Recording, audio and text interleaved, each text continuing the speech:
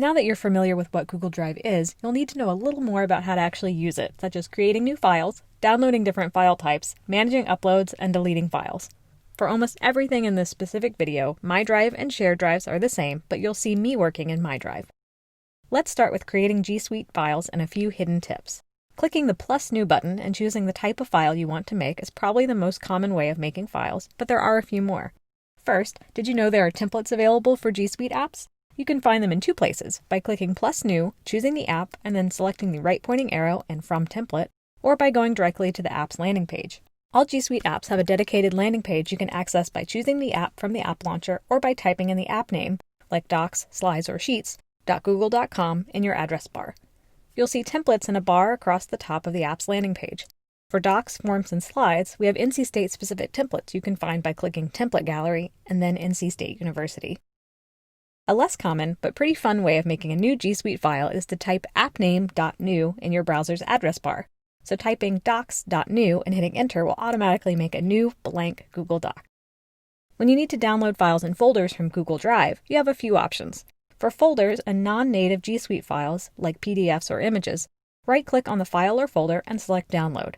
If you're downloading multiple files or a folder, they will download as a zip file.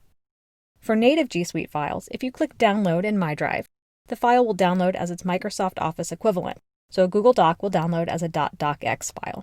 If you'd like more download options for native G Suite files, open the file and then go to File Download, and you'll have more choices depending on which app you're in. Keep in mind that working between Office files and G Suite files can be a little tricky. Not all features or fonts will transfer correctly, so plan on making a few fixes. You can also upload files and folders to both My Drive and shared drives. You can do this by clicking and dragging on a file or folder, or by clicking plus new folder upload or file upload. How Google handles your uploads of Microsoft Office files will depend on what setting you have selected for automatically convert uploads. We talked about this setting in our Google Drive settings video, but essentially, if you have this box checked, Microsoft Office files will automatically convert to their G Suite equivalent, so a Microsoft Word file will automatically convert to a Google Doc. That may be a great choice for you, but in this series of videos, I have that option turned off so you can see some other behaviors. No matter what settings you choose, files like images and PDF will not convert when you upload them. With automatically convert uploads off, Google has a really neat file versioning feature for uploads.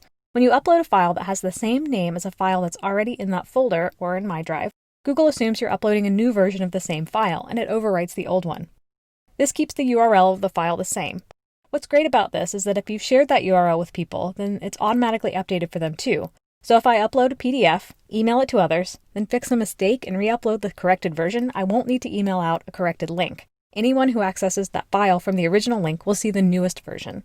Google saves these versions for 30 days and for up to 100 versions. You can find an old version at any time by right-clicking and choosing Manage Versions. If you are not uploading a new version of the same file and don't want the file to overwrite, click the Keep as Separate File in the Uploads pop-up. Google recently introduced the ability to edit Microsoft Office files without having to convert the file. This means a little less work for you if you're working back and forth between Office and Drive. To edit an Office file without converting, right-click and select Open with the appropriate G Suite app. You won't have the full Office functionality, but you'll be able to do the basics. If you need to convert a file fully over from an Office file to a G Suite file, once you've already opened it in the G Suite app, go to File, Save As, whichever G Suite app you'd like. Back in Drive, you'll see you have a new version. Because the Office and G Suite icons are similar, it may be helpful for you to rename your files. For some file types, including Microsoft Office files, double-clicking the file will open it as a preview. Sometimes the preview will incorrectly display formatting or fonts, but don't worry, Google hasn't changed your file, it just can't preview it properly. Deleting files is one of the areas that does work differently between My Drive and shared drives. In My Drive, only the owner of a file or folder can delete. Deleted files and folders remain in the owner's trash for 30 days or until they are permanently deleted, whichever comes first. You can permanently delete a specific file by opening your trash, right-clicking, and selecting Delete Forever. You can also restore deleted files by choosing Restore. To empty your trash, click Empty Trash in the upper right. Note that deleted files remain accessible to people they are shared with until they are deleted forever. Deleting works a little differently in shared drive. We'll discuss the roles and specific permissions in our Creating a Shared Drive and Assigning Permissions video. But you should know that deleted files in a shared drive are automatically deleted after 30 days and can be restored within that period by shared drive managers and content managers. Stay tuned for even more videos on getting the most out of Google Drive. If you have questions, use the IT service portal at help.ncsu.edu and check out all of our G Suite trainings at go.ncsu.edu/learnit.